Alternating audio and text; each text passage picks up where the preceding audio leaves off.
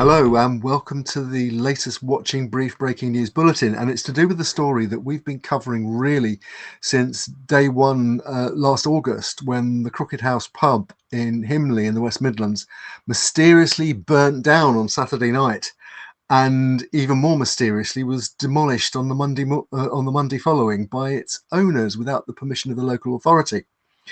Staffordshire Police confirmed yesterday that 6 people remain on conditional bail in relation to the investigation into the alleged arson and unauthorised demolition of the Crooked House pub at Himley. It's near Dudley in the West Midlands. The news comes as South Staffordshire Council announced it's issued an enforcement notice requiring the 18th century pub building to be rebuilt in the form it had before it was gutted by fire. The burnt-out remains of the pub were demolished by its owner on the following Monday without permission. That's an action which is contrary both to planning regulation and to heritage guidelines. The enforcement notice, which has been published by South Staffordshire Council, confirms that at the time of the fire, the Crooked House, where customers could famously enjoy an optical illusion caused by the pub subsiding into old mine workings, and which made it look as though a coin could roll up the bar, was under consideration both for local heritage listing and for national listing by Historic England. Historic England said that they couldn't consider it any further because the building no longer existed, because it had been burnt out and then demolished. The enforcement notice was issued to 2 named individuals, Mr. George Adam Taylor, who's known as Adam Taylor, and Ms. Carly Taylor, who were reported to live near Lutterworth in Leicestershire, as well as to the company secretary of ATE Farms Limited and the owner-occupier of the land on which the historic and much-loved pub had stood. Now, the entry for ATE Farms Limited at Company's House reveals that George Adam Taylor is currently the company's only director, while Ms. Carly Taylor is also was also a director of the company, but she resigned in December 2023. Now, Mr. Taylor was also briefly a director of Himley Environmental Limited. Now, that company owns the landfill site, which is next to the site of the Crooked House.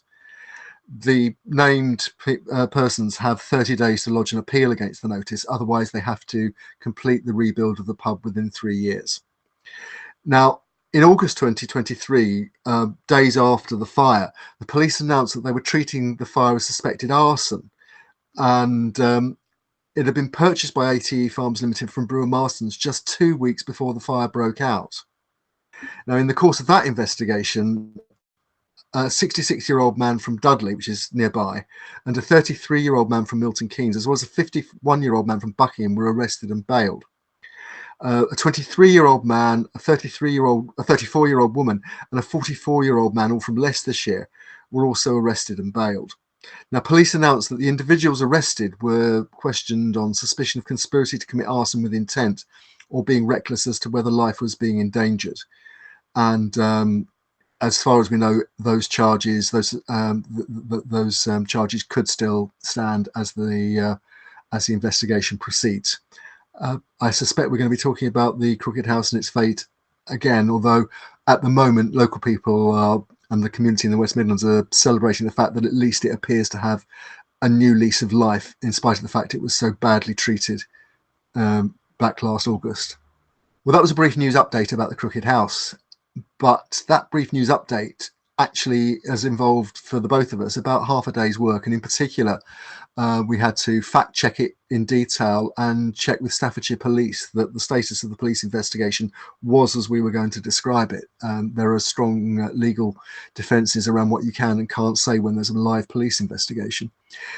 That's why, although we make all our content free to access, we ask very kindly, very politely, if you could consider following the Watching Brief on Patreon and possibly buying the Pipeline News website a Ko-fi from time to time.